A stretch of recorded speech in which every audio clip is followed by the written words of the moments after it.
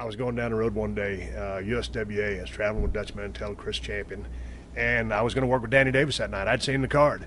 And so, man, I'm a young guy in the business, not even a year. And, of course, Danny Davis, Nightmare Danny Davis, has been in probably at that time 15 years and was a hell of a hand, great psychology, premier worker.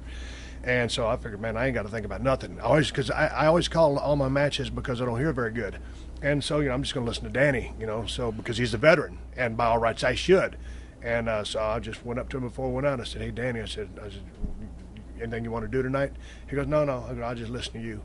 I said, and this is the kind of guy Danny Davis is. I said, Danny, I didn't think of anything all day. I just figured I'd listen to you because, you're you. Yeah. And he goes, no, kid. He goes, I seen your work. You got it. If you get lost out there, I'll give you a hand.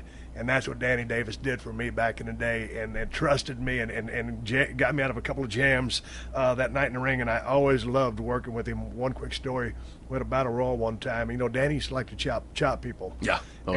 So I backed him in a corner. I started chopping him about 3 times, and he spun me around and started chopping me. And after about 3 of them, I hauled ass because the dude had like the hardest hands in the world, and he was beating the tar out of my chest, almost bleeding. So I left him a little note. Danny used to always travel with a camera, and I went to the dressing room because I was eliminated somewhere in some little crappy town.